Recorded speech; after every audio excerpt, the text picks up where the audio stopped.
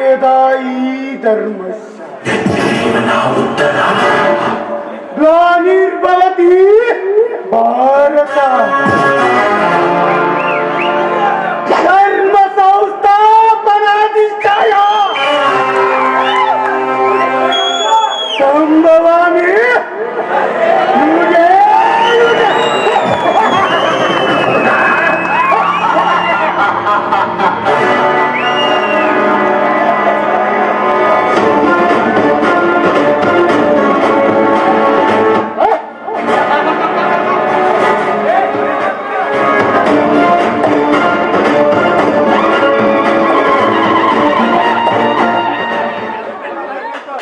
ಇದೇನ್ರಪ್ಪ ಖಳನಾಯಕನ ಬಾಯಲ್ಲಿ ಸಂಸ್ಕೃತ ಶ್ಲೋಕ ಗೀತೆ ಬರ್ತಾ ಇದೆ ಅಂತ ಸಂಶಯ ಪಡ್ತಾ ಇದ್ದೀರಾ?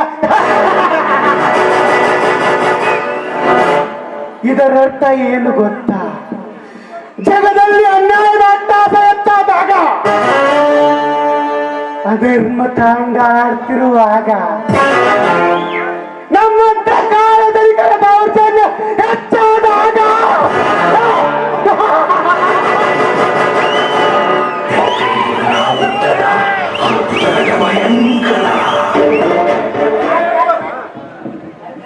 ಇದನ್ನ ಮಟ್ಟ ಹಾಕಲು ದೇವರು ಯಾವುದಾದರೂ ಒಂದು ರೂಪದಲ್ಲಿ ಹುಟ್ಟಿ ಬರ್ತಾನಂತೆ.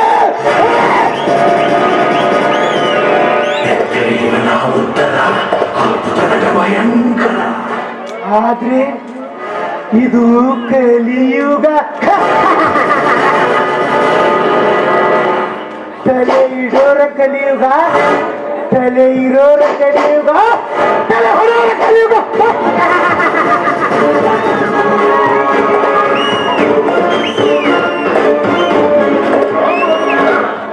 ಅಂದಾಗ ದೇವರು ಹುಟ್ಟೋದಂದ್ರೇನು?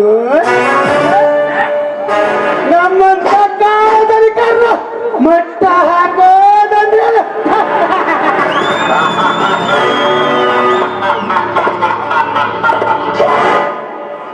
ಇದು ಸಾಧ್ಯವಿಲ್ಲ. 5 ವರ್ಷಕ್ಕೊಮ್ಮೆ ಚುನಾವಣೆ ಬಂದ್ರೆ ಸಾಕು, ನಿಮ್ಮ ಮನೆ ಮುಂದೆ ಬಂದು ಭಿಕ್ಷೆ ಬೇಡುತ್ತೇವೆ.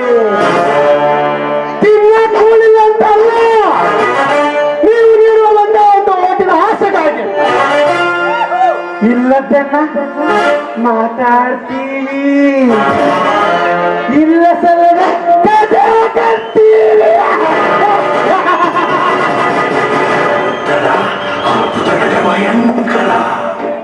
ತಿನ್ನಕ್ ಕಂಡ ಕೊಡ್ತೀವಿ, ಕುಡಿಯಕ್ ಹೆಂಡನೂ ಕೊಡ್ತೀವಿ, ಪ್ರಸಂಗ ಬಿದ್ರೆ ಮಗ್ಲಾಗ್ ಮಲ್ಕೊಳಕ್ ಹೆಣ್ಣು ಕೊಡ್ತೀವಿ.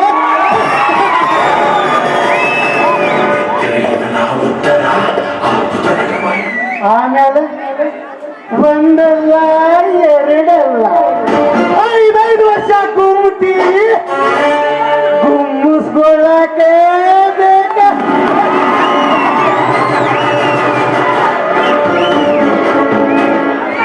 ಇದು ನಿಮಗ ಅರ್ಥ ಆಗಲ್ಲ. ಅರ್ಥ ಆದ್ರೂ ಪಕ್ಕದವಿದ್ದವ್ ಹೇಳಲ್ಲ. ಯಾಕಂದ್ರೆ ಅವನ ಕಂಡ್ರೆ ನಿನಗಾಗಲ್ಲ, ನಿನ್ನ ಕಂಡ್ರೆ ಅವನಿಗಾಗಲ್ಲ. ಒಟ್ಟಲ್ಲಿ ಉದ್ಧಾರ ಆಗಲ್ಲ.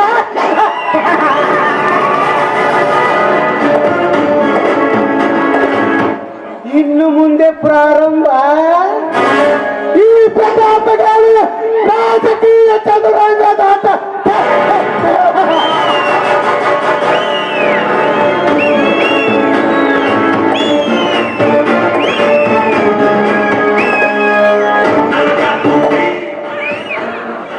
ಗಡಿ ಲೇ ಗಡಿ,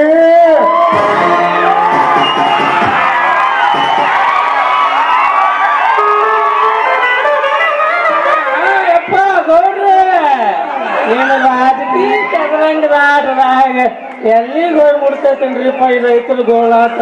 ಎಲ್ಲಿಗೆ ಬಿಡಿ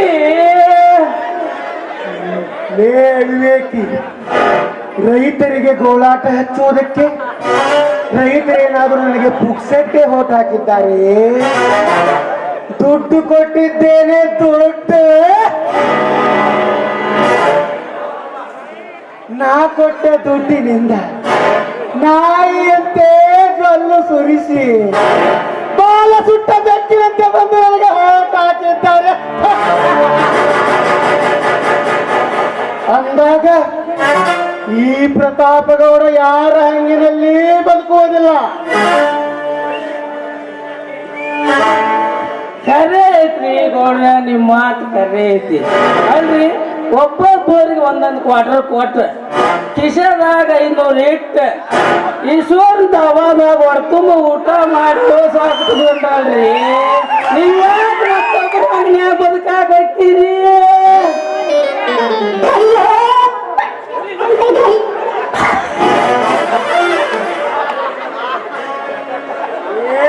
ಗಡಿಬಿಡಿ, ರೈತರಿಗೆ ಗೋಳಾಟ ಹಚ್ಚುವುದಕ್ಕೆ ರೈತರೇನಾದರೂ ನನಗೆ ವೋಟ್ ಹಾಕಿದ್ದಾರೆ.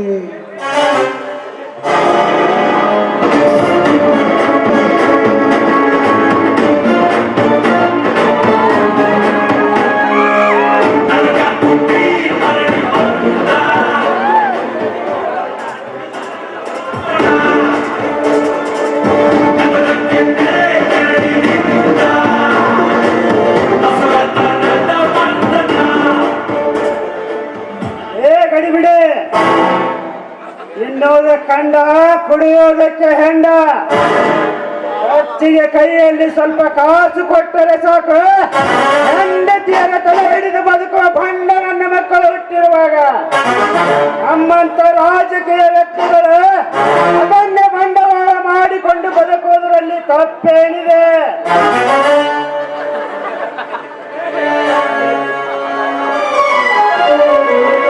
ನಮಸ್ಕಾರ ಜಿಲ್ಲೆಯ ಮಂತ್ರಿಗಳಿಗೆ. ಏ ಶಿವರಾಮ, ಯಾರನ್ನು ಕೇಳಿ ನಮ್ಮ ಮನೆಯೊಳಗೆ ಬಂದೆ? ನಿಮ್ಮ ಅಂಗರಕ್ಷಕರ ಒಪ್ಪಿಗೆಯನ್ನು ಪಡೆದುಕೊಂಡು ಬಂದೆ ಸಾಹೇಬ್ರೆ. ಯಾಕೆ ಗೌಡ್ರೆ, ನಿಮ್ಮಂತ ಸಚಿವರಾದಂತ ನಿಮ್ಮಂತವ್ರ ಮನೆಗೆ ಜನಸಾಮಾನ್ಯರಾದಂತ ನಮ್ಮಂತವ್ರು ಬರುವುದು ತಪ್ಪ? ಬರಬೇಕು ಶಿವರಾಮ್, ಬರಬೇಕು. ನಿಮ್ಮಂತ ಜನಸಾಮಾನ್ಯರ ಬೆಂಬಲದಿಂದಲ್ಲವೇ ನಾನು ಈ ಜಿಲ್ಲೆಗೆ ಉಸ್ತುವಾರಿ ಸಚಿವನಾಗಿದ್ದು. ಇರಲಿ ಶಿವರಾಮ್, ಬಂದ ವಿಷಯ ಏನಿಲ್ಲ ಸಾಹೇಬರೇ. ಈ ವರ್ಷ ಮಳೆ ಇಲ್ಲ, ಬೆಳೆ ಇಲ್ಲ, ಬರಗಾಲ ಬಿದ್ದ ಈ ನಾಡಿನ ಸ್ಥಿತಿಯನ್ನು ಕಂಡು ಅಸೆಂಬ್ಲಿಯಲ್ಲಿ ಕುಳಿತಾಗ ಮುಖ್ಯಮಂತ್ರಿಗಳ ಗಮನಕ್ಕೆ ತರುತ್ತಾರೆಂದು ಕೇಳಲಕ್ಕೆ ಬಂದೆ.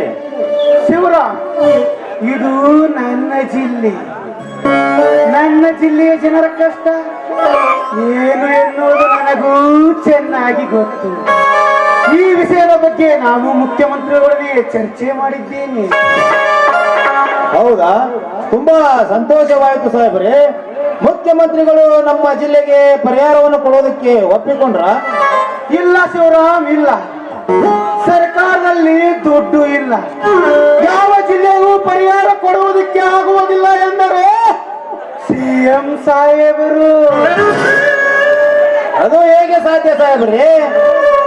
ಮುಖ್ಯಮಂತ್ರಿಗಳು ಈ ರೀತಿ ಮಾತನಾಡಲು ಸಾಧ್ಯವಿಲ್ಲವಲ್ಲ.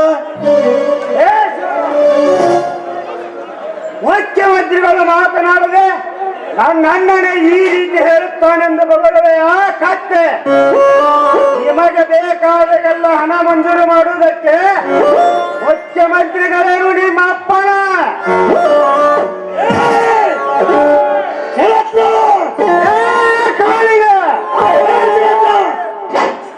ಯಾಕೆ ಚೀರಿ ಗಂಟಲನ್ನು ಹರಿದುಕೊಳ್ಳುತ್ತಿರುವೆ? ನಿಮ್ಮ ಸ್ವಾರ್ಥಕ್ಕಾಗಿ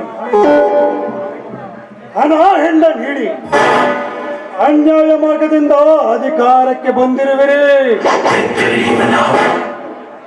ಆದರೆ ನಮ್ಮ ಸಿಎಂ ಸಾಹೇಬರು ಈ ನಾಡಿನ ಜನರಿಗಾಗಿ, ನಾಡಿನ ರೈತರಿಗಾಗಿ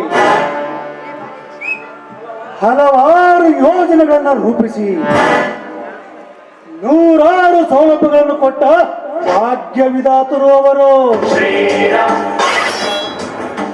ಅವರ ಹೆಸರಿಗೆ ಮಸಿಗೆ ಬರೆಯಬೇಡ.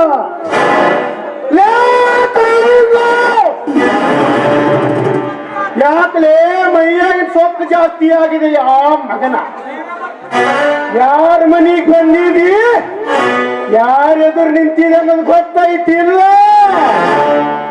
ಒಳಗೆ ಹಾಕಿಸಿ ಗುಮ್ಸಿದ್ನೆ ಅಂದ್ರೆ ಊರಾಕ್ ಗಂಟಿರ್ಬಾರ್ದು ಮಗನ. ಹುಷಾರ್. ಅದು ನಿಮ್ಮಪ್ಪನಿಂದಲೂ ಸಾಧ್ಯವಿಲ್ಲ ಪ್ರತಾಪಗೌಡ. ನಾನು ರೈತನ ಮಗ ಅದೀನಿ. ನಿಮ್ಮಂತ ರಾಜಕೀಯ ವ್ಯಕ್ತಿಗಳ ಒಂದು ಕೈ ನನ್ನ ಮೈ ಮುಟ್ಟಿದರೆ ನೂರಾರು ರೈತರ ಕೈಗೂಡಿ ನಿನ್ನನ್ನು ಹಾಗೂ ನಿನ್ನ ಸರಕಾರವನ್ನ ಬುಡಾಸಮೇತ ಕಿತ್ತೊಗೆಯುತ್ತಾರೆ. ಈ ವಿಚಾರ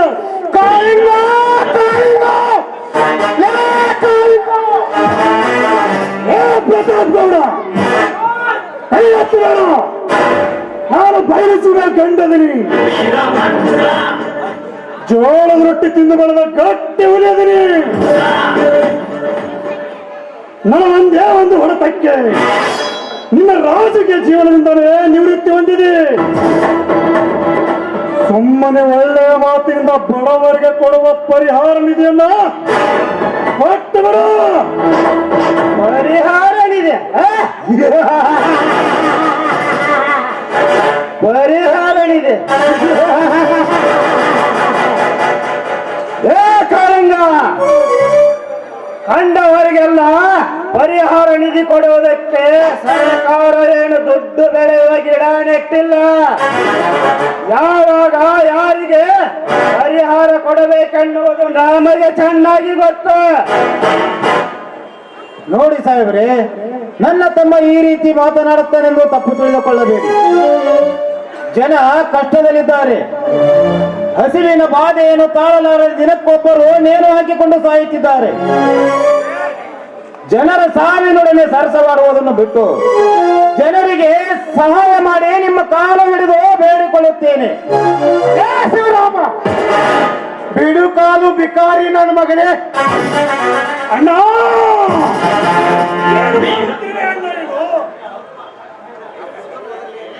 ಲೇ ಶಿವರಾಮ, ಇದುವರೆಗೂ ನಿನ್ನ ತಮ್ಮ ನಾನೊಬ್ಬ ಮಂತ್ರಿ ಎನ್ನುವುದನ್ನು ಮರೆತು ಬಾಯಿಗೆ ಬಂದಂತೆ ಹೊಗಳಿದರು. ಮುದ್ದೆ ಬಸವಣ್ಣನಂತೆ ಸುಮ್ಮನೆ ನಿಂತು ಇವಾಗ ಸಹಾಯ ಮಾಡುವುದು ಕೇಳುವೆಯ? ತಿರುಕ. ಏ ಪ್ರತಾಪ್ ಗೌಡ, ಉಂಡ ಪ್ರಚಂಡ ಗಂಡ ಬೇರುಂಡ. ಈ ಕಾಳಿಂಗ ಸರ್ಪದಂತೆ ನನಗೆ ಬೆಂಗವಲಾಗಿದ್ದ ಈ ಕಾಳಿಂಗನ ಅಣ್ಣನನ್ನೇ ಒತ್ತೆಯೋ ಮಗನೇ. ನನ್ನನ್ನು ಯಾವ ಕಾಲಿನಿಂದ ಒತ್ತೆಯೋ ಆ ಕಾಲು ನಿನ್ನ ಹತ್ತಿರ ಇರಬಾರದು. ಏ ಪ್ರತಾಪ್ ಗೌಡ, ಕಾಳಿಂಗ, ನೀನು ಅವರ ಮೇಲೆ ಕೈ ಮಾಡಿದರೆ ಈ ನಿನ್ನಣ್ಣನ ಮೇಲೆ ಆಣೆ. ಅಣ್ಣ ಅಣ್ಣ ಅಣ್ಣ ಅಣ್ಣ, ಹೇಳಪ್ಪ, ನಿನ್ನ ಸಿಟ್ಟನ್ನು ಶಾಂತಿ ಮಾಡಿಕೊ. ಅವರು ದೊಡ್ಡವರು. ಮೇಲಾಗಿ ನಮ್ಮಂತ ಬಡವರಿಗೆ ಸಾಲವನ್ನು ಕೊಟ್ಟು ಜೀತದಾಳಾಗಿ ದುಡಿಸುವ ಶ್ರೀಮಂತರು. ಅಂತವರವರು ನಮ್ಮಂತವರನ್ನು ಒದೆಯುವುದರಲ್ಲಿ ತಪ್ಪೇನಿದೆಪ್ಪ. ಬಾ ಹೋಗೋಣ. ಅಣ್ಣ, ನೀನಿಟ್ಟು ತೆಗೆದು ಹಾಕಿ ನೋಡಣ್ಣ. ಈ ಪ್ರತಾಪ ಗೌಡನ ಉಂಡನ್ನು ತೆಗೆದು ನಿನ್ನ ಪಾದಗಳಿಗೆ ಇಡದಿತ್ತು. ನನ್ನ ಹೆಸರು ಕಾಳಿಂಗನೇ ಅಲ್ಲ. ಬೇಗನೆ ತೆಗೆದು ಹಾಕಣ್ಣ. ನೀನಿಟ್ಟು ಕಾಳಿಂಗ, ನಿನ್ನ ಸಿಟ್ಟು, ನಿನ್ನ ಪೌರುಷ, ನಿನ್ನ ಶಕ್ತಿ ಎಂತದು ಎನ್ನುವುದು ನನಗೆ ಗೊತ್ತಿಲ್ಲವೇ? ಈ ನಿನ್ನ ನಮ್ಮ ಅಣ್ಣನ ಮಾತಿಗೆ ಬೆಲೆ ಕೊಡುವುದಾದ್ರೆ ಸುಮ್ಮನೆ ನನ್ನದು ಜೊತೆಗೆ ಬಾ, ಇಲ್ಲಾಂದ್ರೆ ನಿನ್ನಿಷ್ಟ. ಅಣ್ಣ ಅಣ್ಣ, ಕಂಡಂತೆ ಆಕಳ ಹಾಲ ಕುಡಿಸಿ ನನ್ನ ತಮ್ಮ ಯಾರಿಗೂ ಬಗ್ಗಬಾರದೆಂದು ಕಟ್ಟುವಸ್ತಾದ ದೇಹ ಬಳಸಿ ಸಿಂಧೂರ ಲಕ್ಷ್ಮಣ ಮಂಗಲ್ಲ ರಾಯಣನಂತೆ ಶಕ್ತಿಶಾಲಿಯಾಗಿ ಮೆರೆಯಲಿ ಎಂದ ನೀನು ಈ ಚಂದನ ಮಕ್ಕಳಿದ್ರಿಗೆ ಹೇಡಿಯಾಗಿ ನಿಲ್ಲುವ ಹಾಗೆ ಮಾಡಿಬಿಟ್ಟೆ ಇಲ್ಲ ನೀನು. ಕಾಳಿಂಗ, ಇದು ನಿನಗೆ ಗೊತ್ತಾಗುವ ಮಾತಲ್ಲಪ್ಪ. ನಡೆ ಹೋಗೋಣ.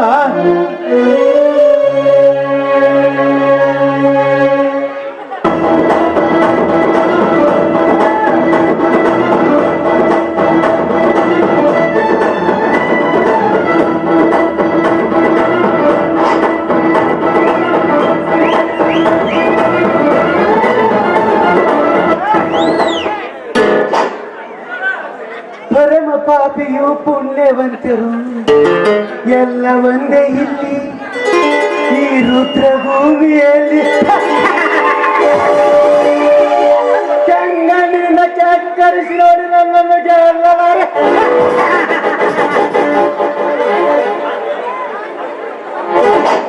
ಏ ಹೋಗಲೇ ಹೋಗು. ನಿಮ್ಮಂತವ್ರನ್ನ ಎಷ್ಟು ಜನರನ್ನ ನೋಡಿಲ್ಲ ನಮ್ಮ ರಾಜಕೀಯದ ಅನುಭವದಲ್ಲಿ. ಮಿಕ್ಕಿದ ಮಗಾರಿ ಅವ ಎಲ್ಲಿ ನಿಮ್ದು ಹಾರಿದಂತ ಮಾಡಿದ್ದೆ ಅದರೇ ನಿಮ್ ರುಂಡ ಮಗನೇ, ನಿನಗೆ ವಯಸ್ಸಾದಷ್ಟು ಬುದ್ಧಿ ಇಲ್ಲ. ನಾನು ಎಲೆಕ್ಷನ್ ಅಲ್ಲಿ ಎಷ್ಟು ದುಡ್ಡು ಖರ್ಚು ಮಾಡ್ತೇನೆ ಗೊತ್ತಾ? 100 ಕೋಟಿ ಹಾಳು ಮಾಡಿ ಆ ಬಡಪಾಯಿಗೆ ಸೇವಕನಾಗಬೇಕು.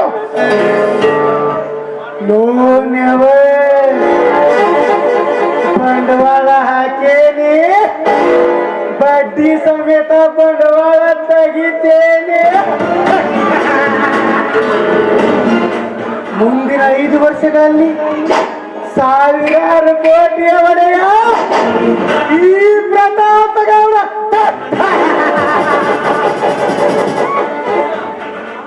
ಅಣ್ಣ, ಆ ಕಾಳಿಂಗನನ್ನು ನಾನು ಎತ್ತಿ ಬಿಡಲೇ?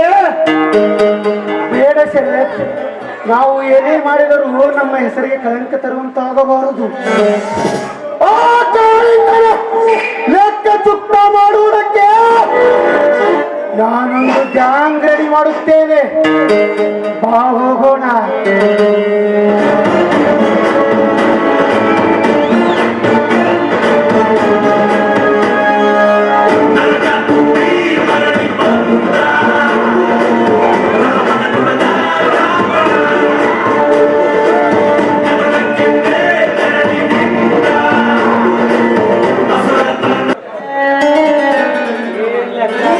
ಮಾಡ್ತಾರೋ ಅವ್ರದ್ದು ಇವ್ರು ಚುತ್ತ ಮಾಡ್ತಾರೋ ಇವ್ರು ಅವ್ರು ಚುತ್ತ ಮಾಡ್ತಾರೋ. ಇಳನ್ ಪಾಠ ಅಂತ ಮಗ ಕಾವಿ ಎಲ್ಲ ಹಾಕೊಂಡು ಬೆಳಗಿನ ಎಲ್ಲೆಲ್ಲಿ ಹೋಯ್ತಾವ ಶಿವರಾಮನ ಕತಿ ಒಂದು ಗಟ್ಟಿದ್ರು ಸಾಕು.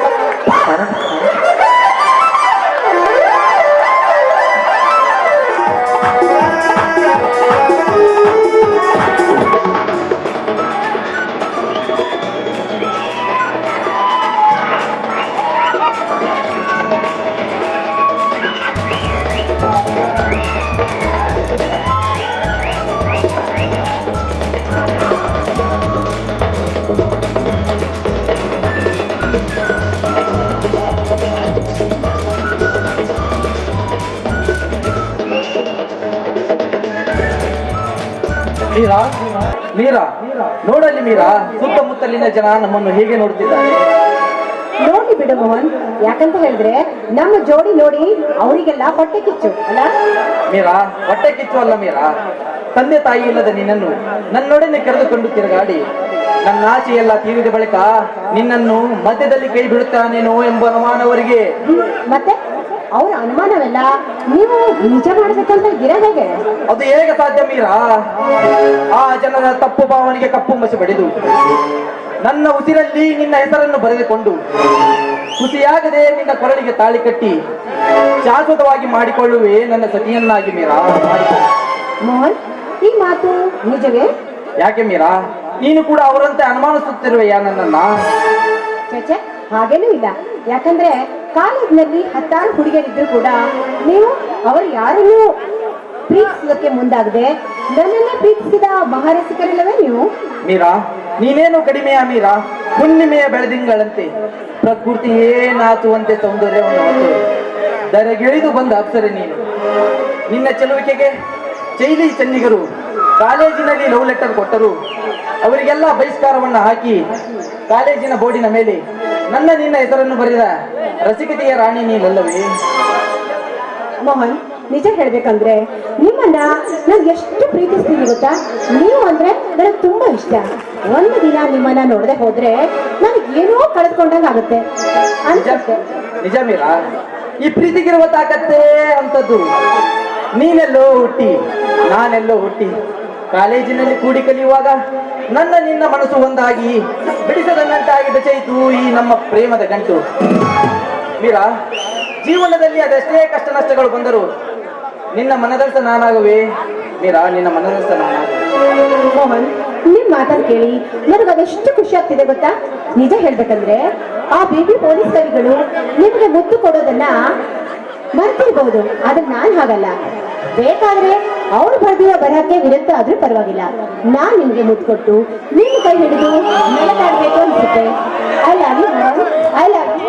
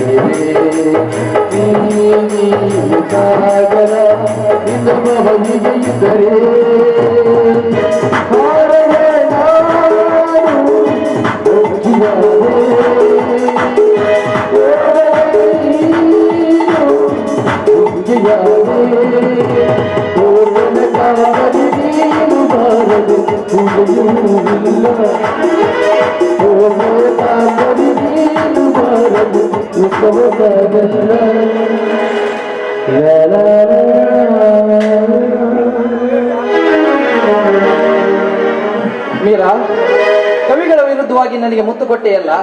ಕವಿಗಳು ಮುಂದಿನ ಬರವಣಿಗೆಯಲ್ಲಿ ನಿನ್ನನ್ನು ಅಗಲಿಸಿ ಬರೆದರೆ? ಚಾಚಾ, ಅದೆಂದಿಗೂ ಸಾಧ್ಯ ಇಲ್ಲ. ಯಾಕಂತ ಹೇಳಿದ್ರೆ ಕವಿಗಳು ನಮ್ಮ ವಯಸ್ಸನ್ನ ದಾಟಿ ಮುಂದೆ ಬಂದಿರ್ತಾರೆ. ಪ್ರೇಮಿಗಳ ನೋವು ಏನೋದಂತ ಅವರಿಗೆ ಚೆನ್ನಾಗಿ ಗೊತ್ತಿರುತ್ತೆ. ಅದಕ್ಕಾಗಿ ಹಾಗಾಗಲು ಎಂದೂ ಸಾಧ್ಯವಿಲ್ಲ. ಬನ್ನಿ ಹೋಗೋಣ. ಬನ್ನಿ ಮೀರಾ, ಹೋಗೋಣ. ಮಿತ್ರ ಮೋಹನ್, ನೋಡು, ನೀನೆಂದ್ರೆ ನನಗೆ ಎಷ್ಟು ಇಷ್ಟ ಗೊತ್ತಾ?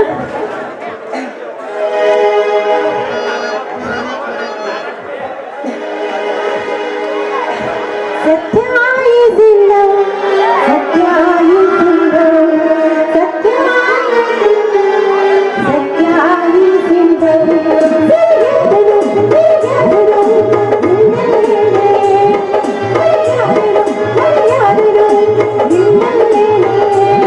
ನಮ್ಮ ಪಾಲಿಗೆ ಎಲ್ಲಾನು ನೀನು.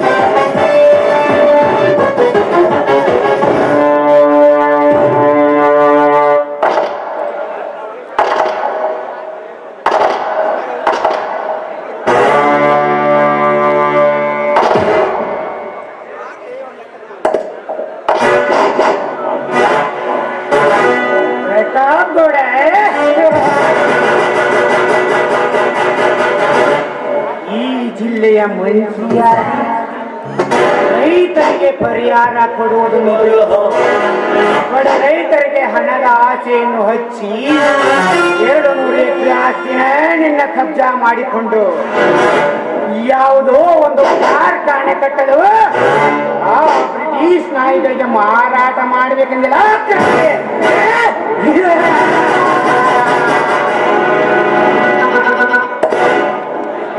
ಪ್ರತಾಪ್ ಗೌಡ, ಅದೇ ಬ್ರಿಟಿಷ್ ನಾಯಿಗಳನ್ನು ಈ ದೇಶದಿಂದ ಹೊಡೆದು ಓಡಿಸಬೇಕಾದರೆ ಎಂತೆಂತ ಮಹಾನ್ ವ್ಯಕ್ತಿಗಳ ಪ್ರಾಣವೇ ಹಾರಿ ಹೋಯಿತು. ನೀನು ಅಂತವರಿಗೆ ನಮ್ಮ ದೇಶದಲ್ಲಿ ನೆಲೆಯೂರುವುದು ಜಾಗ ಕೊಟ್ಟಿಲ್ಲ. ನೀನೆಂತ ಕಚಡಾನ ನಮ್ಮ ದಾರಿಯಲ್ಲಿ ಬೇಕು.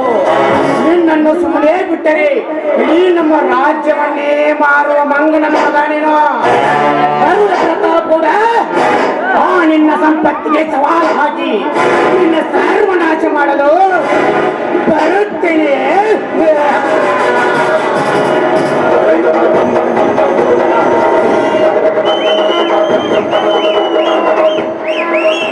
ಹಲೋ ಗೆಳೆಯ ವಿರಾಟ್. ಓಹೋ, ಬಾಗ್ಲೆಯ ದಿನಕ್ಕೊಂದು ಸಾರಿ ಭೇಟಿಯಾಗಿ ಮಾತನಾಡಿಸುವಣಿ. ಹೀಗೇಕೆ ಒಂದು ತಿಂಗಳಾದ್ರೂ ಭೇಟಿನಾಗಿಲ್ಲ? ಯಾಕೆ ಈ ಗಿಡನಿಂದ ನಿನಗೇನಾದ್ರೂ ಮನಸ್ತಾಪವಾಗಿದೆಯೇನು? ಛೇ, ಹಾಗೇನಿಲ್ಲ ವಿರಾಟ್.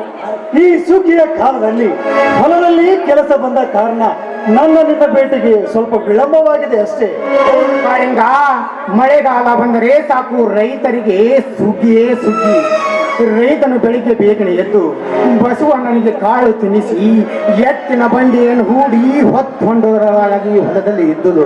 ಕಟ್ಟಲಾಗುವವರೆಗೂ ಭೂಮಿ ತಾಯಿಯಲ್ಲಿ ದುಡಿದು ಧಣಿದು ರೈತ ಮನೆಗೆ ಬರುವುದೆಂದ್ರೆ ಸಂತೋಷವೇ ಸಂತೋಷ.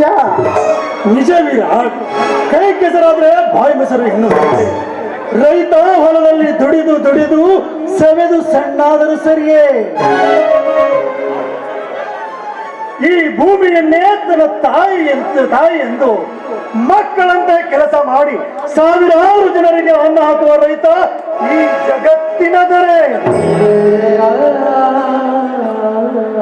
ಆದರೆ ಈಗಿನ ರಾಜಕಾರಣಿಗಳು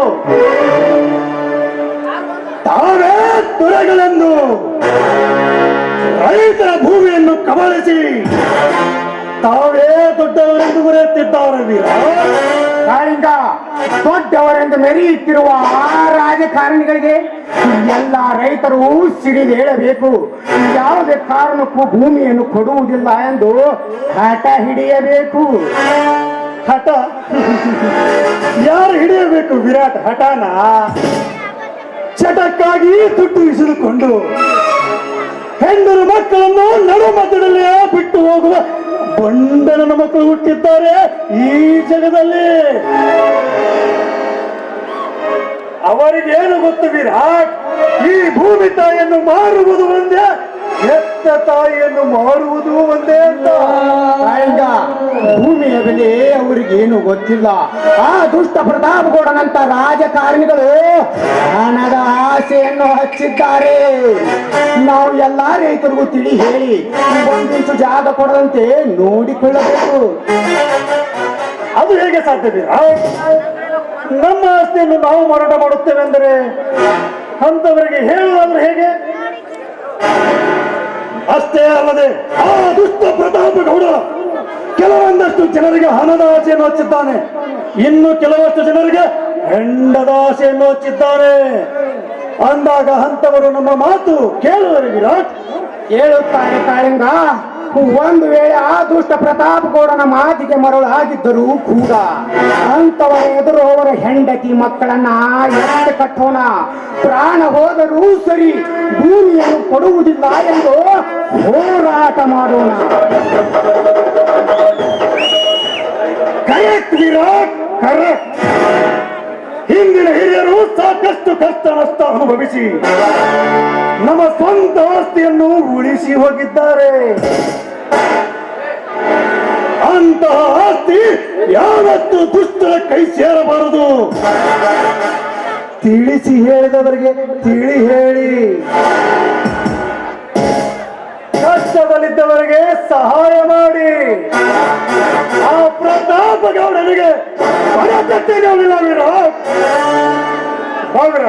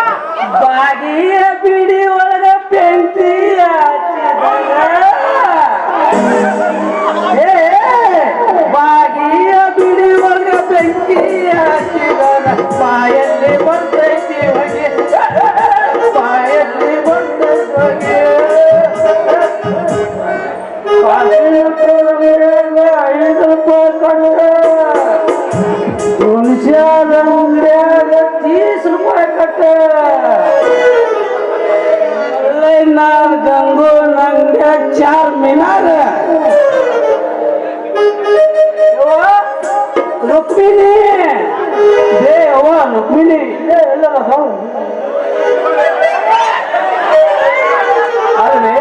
ಬಸವನಗುಡಿ ಜಾತ್ರೆ ಗೋಬಿ ತಿನ್ನಾಕ ಹೋಗಿ ಕಳ್ಕೊಂಡು ಹಿಡ್ಕೊಂಡ ನನ್ನ ಮಗಳು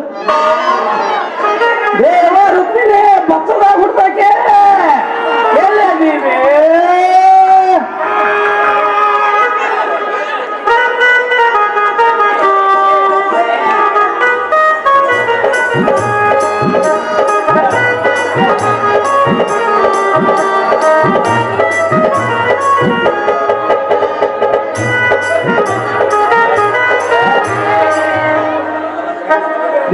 ಮಗಳು ಇಲ್ಲ ಒಂದು ಮಾತು ಇಲ್ಲ ನಿನ್ನ ಅಪ್ಪ ಇಲ್ಲ ಒಟ್ಟನ್ನು ಮಾತು ಇಲ್ಲ.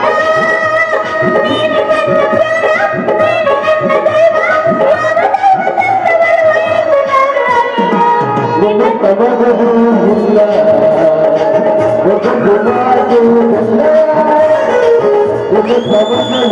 ಇಲ್ಲ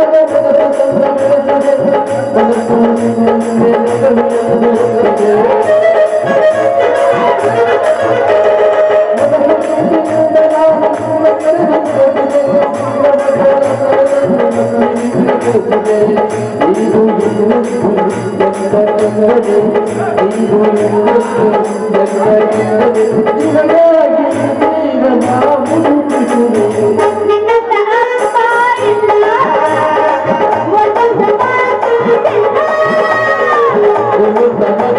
ಇಲ್ಲ ಮಗಳು ಇಲ್ಲ ಯಪ್ಪ ಓ ಯಪ್ಪ ಬಂದೆ ಅವೇ ಬಾ ಎಲ್ಲಿಗೆ ಹೋಗಿದ್ದಿ ಬಂದೆ ಮಾರಕ್ ಹೋಗಿದ್ದೆ ಮಾರಿದಿಲ್ಲ ಎಲ್ಲ ಮಾಡ್ಕೊಂಡು ಬಂದಿನ ಹೋಗೋದು ಒಂದ ತಡ ಆಗ ಗಂಟೆ ಬಿಟ್ಬಿಡ್ತಾವ ಮೋಳುಗಳು ಅಂದ್ರ ನೀನು ಗಿರಾಕಿ ಬಾಳ ಹತ್ಕೊಂಡಿರೋದೆ ನೀನ್ ಮಾತ್ರ 20-30 ಮಂದಿ ಹೆಣ್ಮಕ್ಳು ಇರೋದು ಅಷ್ಟಲ್ಲಿ ತಗೋ ಯಾರು ನೆನೆಸೋ ಬರಂಗಿಲ್ಲಪ್ಪ ಏನೇ ಇದ್ರು ನಮ್ ಗಂಡಸೂರ್ನ ಬೆನ್ ಹತ್ಯಾರ ನಂದಕ್ ನಿಂದಕ್ಕ ಎದಕ್ಕವೇ ಅದಕ್ಕಲ್ಪ ಇಲ್ಲ ಗಂಡಸರೆಲ್ಲ ಅಡಿಗೆ ಮಾಡ್ಕೊಂಡ್ ಮನ್ಯಾಗ ಕುಂದಿರ್ತಾವ ಗಂಡಸರ ಕೈ ಚೀಲ ಹಿಡ್ಕೊಂಡು ಹಿಂದಿಂದ ಬಂದ ಬಿಡ್ತಾರ ಅಂದ್ರೆ ನಾವ್ ಹೋಗೋದು ಒಂದೇ ತಡಪ್ಪ ಓಡಿ ಬಂದ್ಬಿಡ್ತಾರ ಆಲೂಗಡ್ಡೆ ದೊಡ್ಡವರ ಏನ್ ಉಳ್ಳಾಗಡ್ಡಿ ದೊಡ್ಡವರ ಅಂತ ಕೈಯಾಗ ಹಿಡ್ಕೊಂತಾವು ಹಿಚ್ಚಿಕೊಂತ ನಿಂತು ಬಿಡ್ತಾವ ಮೋಳ್ಗಳು ಅರೆ ಮೋಳ್ಗಳು ಅಲ್ವೇ ಹಿಂಗ್ ನಡೆದು ಎಷ್ಟು ದಿನ ಆತು ಒಂದು ತಿಂಗಳಾತು ಡ್ಯಾಡಿ ಒಂದು ತಿಂಗಳ ಮೊದಲು ಒಂದೇ ತಡ ಎಲ್ಲಿ ಇರ್ತಾವೋ ಏನು ಯಾಕೆ ಧೂಳಾಡಿ ಬಂದವ್ರು ತಗೊಂಡು ಹೋಗಿ ಬಿಡ್ತಿರ್ಪ ಅಷ್ಟಲ್ಲ ಆ ಹಿರೇಹಳ್ಳಿ ಅಜ್ಜದನಲ್ಲ ಅವ್ನು ಬರ್ತಾನ ಯವ್ವ ಏನ್ ಉಳ್ಳಾಗುಂಡಿ ಗಡ್ಡಿ ಅಜ್ಜವಲ್ಲ ಅಂತಾನ ಹೌದಾ ಅದೇ ಮೆಷಿನ್ಗೆ ಮುರಿದು ಮೂಗ್ನ್ಯಾಗ ತುರುಕ್ಬೇಕಲ್ಲ ಮಗಂಗ ಹೇಳ್ತಿತ್ತು ಸತ್ತ 10 ವರ್ಷ ಆತ ನಿಮ್ಮಂತ ಕಂಡ್ರೆ ಹೆಂಗಾರ ಮಾಡ್ತಾನೆ ಹೆಂಗಾರ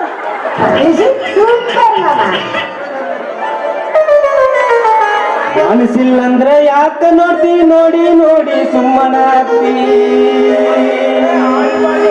ಮನಸ್ಸಿಲ್ಲಂದ್ರೆ ಯಾಕ ನೋಡ್ತಿ ನೋಡಿ ಸುಮ್ಮನಾಗ್ತಿ ಹರಕ ಗಂಡ ಓಣಿ ಒಳಗ ಹಾಕಿಕೊಂಡ ನಿಯತ್ತಿನ ಹೆಣ್ಣ ನೀನಲ್ಲ ನೀನಂತೂ ಬಾಳ ದಿವಸ ಬದುಕೋದೇ ಇಲ್ಲ ನಿಯತ್ತಿನ ಹೆಣ್ಣ ನೀನಲ್ಲ ನೀನಂತೂ ಬಾಳ ದಿವಸ ಬದುಕೋದೇ ಇಲ್ಲ ಕುಂದ್ರು ಸಾಕ ಬಂದಾನ ಅಂದ ಚಂದ ರಗಡೈತಿ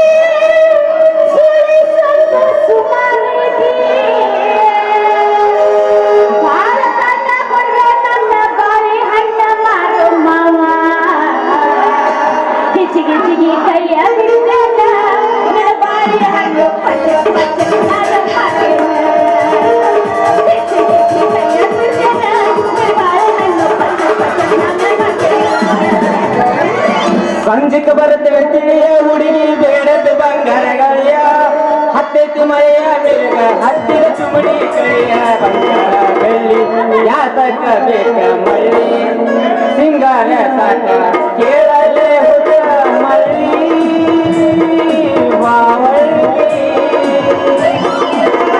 ಯಾಕೆ ನಿಶಾದಿ ಆಗನ ಬಾರ ಹಂತ ನೈತಿ ಜುರ ಕಾಡತಿ ಆಗನಿಲ್ಲ ಸುಗಂಧಿ ಕೊನೆ ಮಜೂರ ಗಂಧ ಬಡದಿ ಬಂಗಾರ ಬೆಳ್ಳಿ ಜಲದಿ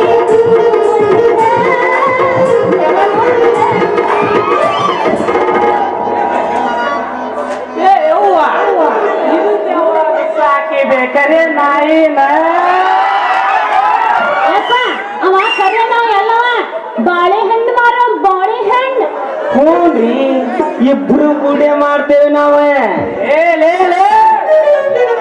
ಏನದು ವ್ಯಾಪಾರ ರೀ ಕುಂಬಾರ ಓಣಿ ಹಿಡಿದ್ 7 ಮರದಾರ ಓಣ್ಯಾಗ ದ್ಯಾಮೋನ್ ಗುಡಿ ಮುಂದ ಬಸವಂದವ್ರ ಗುಡಿ ಮುಂದ ಬಂದ ತಳಗ ಹಾಕಿರ್ತಾರಿ ಹಂಗ ನಾನು ಕೆರಿ ಒಂಡಿ ಇಳಿದು ಬಂದವನ ಮ್ಯಾಲ ಇಟ್ಟಿರ್ತ ನೋಡ್ರಿ ಏ ಕಬರ್ಗೇಡಿ ಅಪ್ಪರ್ಗೇಡಿ ನನ್ನ ಮಗನ ಎಲ್ಲಿ ಅದ ಮ್ಯಾಗ ಇಡೋದು ತೆಳಗಿಡೋದು ಬಾಳಿ ಅನ್ನ ರೀ ಅಕ್ಕಿ ಬುಟ್ಟಿ ತಳಗಿರ್ತೈತಿ ನಂದ ಬಾಳಿ ಅನ್ನ ಮ್ಯಾಕ್ ಇರ್ತೈತಿ ಹೌದಾ ಯಪ್ಪ ನಾವು ಕಾಯಿಪಲ್ಲೆ ಒಂದು 3-4 ನಮೂನಿ ತರ್ತೀವಲ್ಲ ನಾವು ಗುಂಪು ಇಟ್ಟಿರ್ತೀವ ಅದ್ರ ಮೇಲೆ ತಂದು ಬಾಳೆಹಣ್ಣು ಐತನ ಹಂಗ ಒಂದು ವ್ಯಾಪಾರ ಆಗತ್ತ ನಮ್ಮ ಬಾಳೆಹಣ್ಣಿನ ವ್ಯಾಪಾರ ಅಂದ್ರೆ ಇವನು ಬಾಳೆಹಣ್ಣ ನೋಡಿಲ್ಲ ಯಪ್ಪ ಹಂಗಲ್ಲ ತಡಿ ಇನ್ನೂ ಐತಿ ಹೇಳ್ತೀನಿ ಕೇಳು ಯಪ್ಪ ಇವನು ಇಟ್ಟು ದಪ್ಪ ಇಟ್ಟು ಉದ್ದ ಅಂದ್ರೆ ನೋಡಿ ಬಾಳೆಹಣ್ಣ ತಲೆ ಬಾಳೆಹಣ್ಣು ನಾವ್ ಅಲ್ಲೇ ತೋರ್ಸಿದ ಅದು ಅಂತಿಂತ ಕಲರ್ ಇಲ್ಲ ಕುರಿ ಬಾಳೆಹಣ್ಣು ಯಪ್ಪ ಒಟ್ಟ ಹಿಡಿಸಂಗೆ ಇಲ್ಲ ಹಂಗೆ ನಿಂದ ಯಾಕೆ ನಿಮ್ಮ ಅಪ್ಪಂದು ಇಳಿಸಂಗಲ್ಲ ಏನು ಬಾಯಿ ಹಾ ಅವೇನ ನಮ್ಮ ದೇಶದ ಬಾಳೆಹಣ್ಣು ಮಾಡಿರ್ನೆ ಎಲ್ಲ ವೆಸ್ಟ್ ಇಂಡೀಸ್ ಇಂತ್ರ ತರಿಸಿದ ಬಾಳೆಹಣ್ಣ ಭಾರಿ ಜಾತಿ ಬಾಳೆಹಣ್ಣು ಐತದ ಅಲ್ಲಿ ಬೇವ ಓಯಪ್ಪ ಇವು ಬರೀ ವೆಸ್ಟ್ ಇಂಡೀಸ್ ಬಗ್ಗೆ ಮಾತಾಡಕತ್ತಾಗ ನಾ ತಿಳ್ಕೊಬೇಕಾಗಿತ್ತು ಒಂದು ಮಕ್ಕ ಒಲಿಸ್ ನೋಡಿದ್ಯಾ ಮಗ ವೆಸ್ಟ್ ಇಂಡೀಸ್ ಇವ ಅದಕ್ಕೆ ವೆಸ್ಟ್ ಇಂಡೀಸ್ ಬಗ್ಗೆ ಭಾಳ ಕಾಡ್ತಾನ ಅಲ್ಲಿ ನಮ್ಮ ಇಂಡಿಯಾದಾಗ ಎಂತಿಂತ ಬಾಳೆಹಣ್ಣು ಅದಾವ ಅಲ್ಲಿಗೆ ಮಲ್ಲಪ್ಪ ಮಾವನ ಅಂಗಡಿಯಾಗ ಒಂದು ಬೂದ್ ಕಲರ್ ಬಾಳೆಹಣ್ಣು ತಗೊಂಡು ಬಾಯಾಗಿಟ್ರೆ ಮ್ಯಾಗಿನ ಉಸಿಲು ಮ್ಯಾಗಾಗಪ್ಪ ತೆಳಗಿನ ಉಸಿಲು ತೆಳಗಾಗಪ್ಪ ಯವ್ವ ಯಪ್ಪ ಇವು ಬೋಡಿ ನಿಂತೀವಿ ಮಾರುದಾತನೆ ಒಂದ್ ತುಸ ಐತಪ್ಪ ಮುಗಿಸ್ಕೊಂಡ್ ಬರ್ತೀನಿ ಹಂಗಂದ್ರ ಅವನು ಸ್ವಲ್ಪ ಜಲ್ದಿ ಮಾರ್ಕೊಂಡ್ ಬಿಡಿವಿ ನಾವು ಸ್ವಲ್ಪ ಗೋಲ್ಡ್ ಮನೆಗೆ ಹೋಗಿ ಲೆಕ್ಕ ಬರೀವದವು ನಾವು ಹೋಗ್ತೀನಿ ಈಗ ಹೊಂಟಪ್ಪ ಹೋಗ್ರಿ ಹೋಗ್ಬಿಟ್ಟೆ ಊಟ ಭಾಳ ತಿಂದ್ರಾಕ್ ಹೋಗ್ಬೇಡ್ರಿ ಎಷ್ಟು ಬಿಸಿದ ನೋಡ್ಕೊಂಬ ಬರ್ಲೆ ಹುಷಾರ ನೋಡ ಮಗ 35 ಮದುವೆ ಆಗಿಲ್ಲ ಎಲ್ಲಿ ರುಕ್ಕು ನಿಮ್ಮಪ್ಪ ನೋಡಿದ್ರೆ ನನ್ನ ಬಾಳೆಹಣ್ಣಿನ ಅಷ್ಟು ಉದ್ದ ಇಲ್ಲ ಎತ್ತಿ ಎದಿ ಮ್ಯಾಲಿಟ್ಟು ಉಸುಲ್ ಕಟ್ಟಿ ಸಾಯ್ತಾನ ಮಗ ನೋಡ್ತಂತ ಏನು ತಿರ್ಸಾಟಿದೆ ಅಲ್ಲಿ ಅವ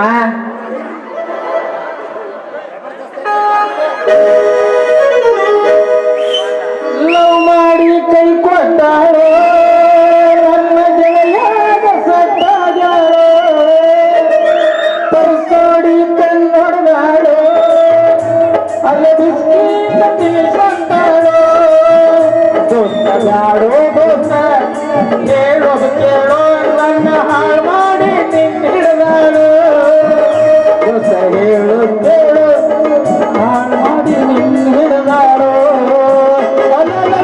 ನಮಸ್ಕಾರ ಶ್ಯಾಮ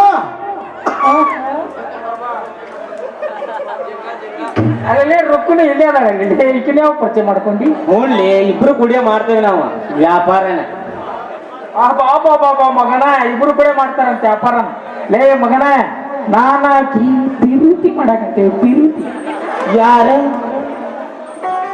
ನೀನು ಈಕಿ ರುಕ್ಕು ನೀನು ಪ್ರೀತಿ ಮಾಡತ್ತೀರ ಮಬ್ಬ ಸೊಳೆ ಮಗನ ಆಕಿನ ನಾ 3 ತಿಂಗಳಾತ ಮಾಡಾಕತ್ತೆ ಏನು ಪ್ರೀತಿನ ಇನ್ನೂ ನಾವು ನೀ 3 ತಿಂಗಳದಾಗ ಅದನ ಲೇ ಮಗನ ಆಕಿ ಬುಟ್ಟಿ ತಳ ಹೊಡೆದನ 9 ತಿಂಗಳಾತ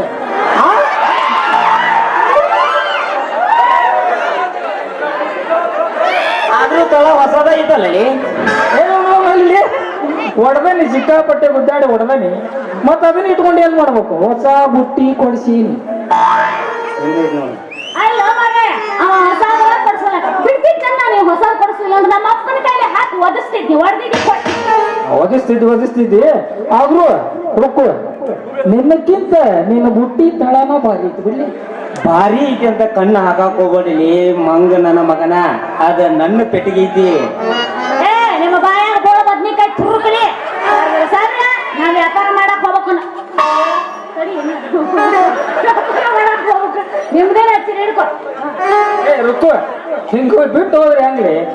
ನಿನ್ನ ಸಲುವಾಗಿ ನಾನು ಬಂಗಾರದ ಚೊಕ್ಕ ತರ್ಸೀನಿ. ಅಲ್ಲೇ ನೀನು ಮನುಷ್ಯನ ಹೇಳ್ಯಾರ ಹೋಗಲ್ಲ ಚೊಕ್ಕ.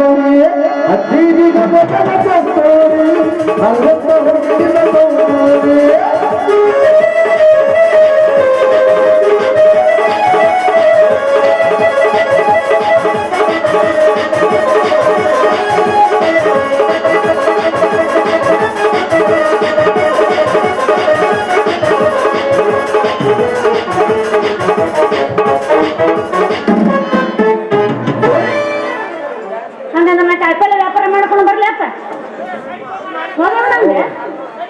ಏ ಮಾಸ್ತರ ನಿಂತ್ರಿ, ನಾವು ಏನು ಇನ್ನೊಂದು ಆರ್ಡರ್ ಹೋಗಿರಿ.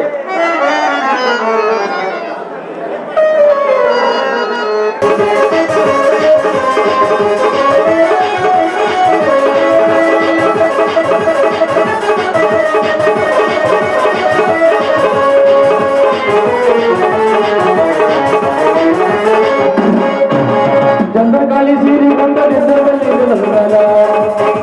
ಚಂದ್ರಕಾಳಿ ಸೀರಿ ಬಂದ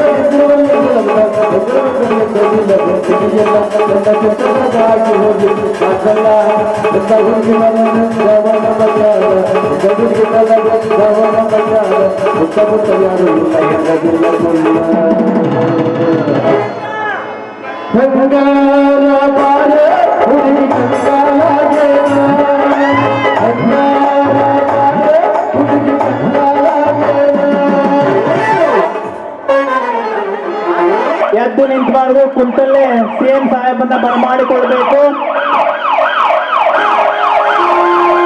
ಜೋರಾದ ಚಪ್ಪಾಳೆ ಮುಖಾಂತರ ಬಸವರಾಜ್ ಸಂಗ್ರಾಜ್ ಸಿಎಂ ಮಾಡದೊರೆ ಸಿಎಂ ಬಸವರಾಜ್ ಸಂಗ್ರಾಜ್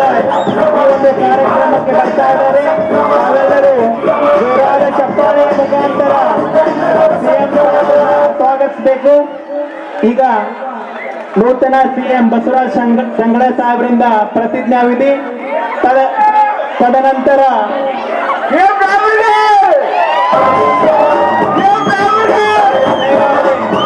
ಆಮೇಲೆ ತಮ್ಮ ತಮ್ಮ ಆಹ್ವಾನಗಳನ್ನ ಶ್ರೀ ಬಸವೇಶ್ವರ ದೇವಸ್ಥಾನದಲ್ಲಿ ಸ್ವೀಕರಿಸುತ್ತಾರೆ.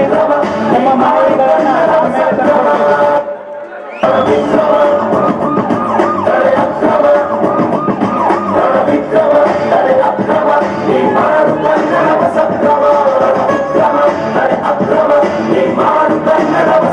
ಸಿಎಂ ಸಾಹೇಬರ ಜೊತೆ ಅವರ ಮಂತ್ರಿಮಂಡಲವು ಕೂಡ ಆಗಮಿಸಿತು. ತಾವು ಚಪ್ಪಾಳೆ ಬಾರಿಸುವ ಮುಖಾಂತರ ನಾಡದೊರೆ ಸಿಎಂ ಹಾಗೂ ಅವರ ಮಂತ್ರಿಮಂಡಲವನ್ನ ಸ್ವಾಗತಿಸಬೇಕು. ಜೋರಾದ ಚಪ್ಪಾಳೆ ಬರಬೇಕು ದಯಮಾಡಿ ಕಲಾಭಿಮಾನಿಗಳು.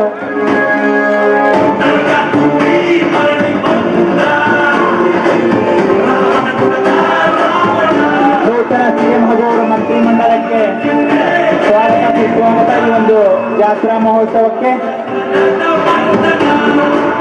ಯಾರು ಕೂಡ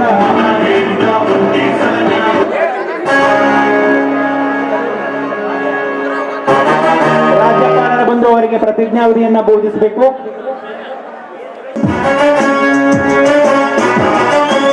ರಾಜ್ಯಪಾಲರ ಪ್ರತಿಜ್ಞಾವಿಧಿ ನೂತನ ಸಿಎಂ ಹಾಗೂ ಅವರ ಮಂತ್ರಿಮಂಡಲಕ್ಕೆ.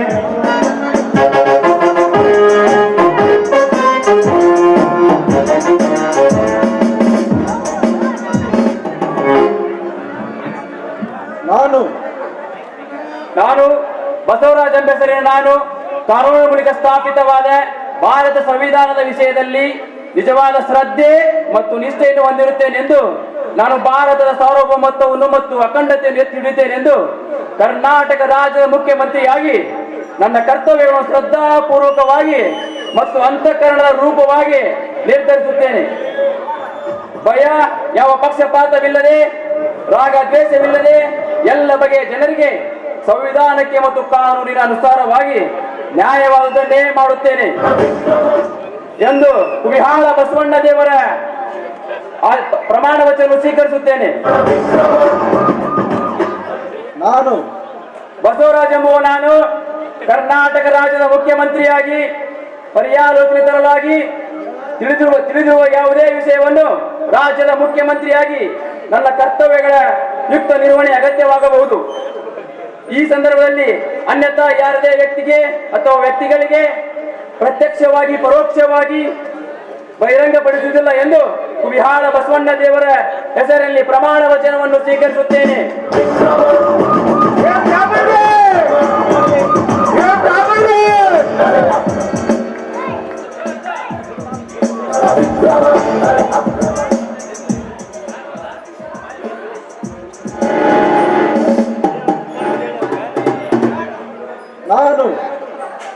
ನಾನು ಪ್ರತಾಪಗೌಡ ಎಂಬ ಹೆಸರಿನ ನಾನು ಕಾನೂನಿನ ಮೂಲಕ ಸ್ಥಾಪಿತವಾದ ಭಾರತದ ಸಂವಿಧಾನದ ವಿಷಯದಲ್ಲಿ ನಿಜವಾದ ಶ್ರದ್ಧೆ ಮತ್ತು ನಿಷ್ಠೆಯನ್ನು ಹೊಂದಿರುತ್ತೇನೆ ಎಂದು ಕರ್ನಾಟಕ ರಾಜ್ಯದ ಮಂತ್ರಿಯಾಗಿ ಬಸವಣ್ಣನ ಹೆಸರಿನಲ್ಲಿ ಪ್ರಮಾಣ ವಚನ ಸ್ವೀಕಾರ ಮಾಡುತ್ತೇನೆ.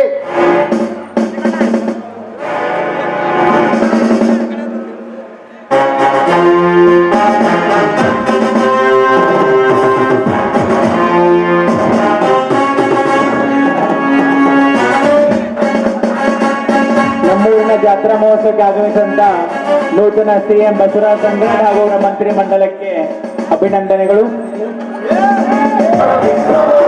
ಅವರ ಜನಪರ ಕಾರ್ಯಗಳು ಇನ್ನೂ ಮುಂದುವರಿಯಲಿ ಅಂತ ಆಶಿಸ್ತಾ ನಮ್ಮೂರಿನ ಅಭಿವೃದ್ಧಿ ಕಾರ್ಯಗಳಲ್ಲಿ ಸಿಎಂ ಸಾಹೇಬರು ಕೈ ಜೋಡಿಸಬೇಕೆಂದು ತಮ್ಮಲ್ಲಿ ಕಳಕಳಿಯ ವಿನಂತಿ.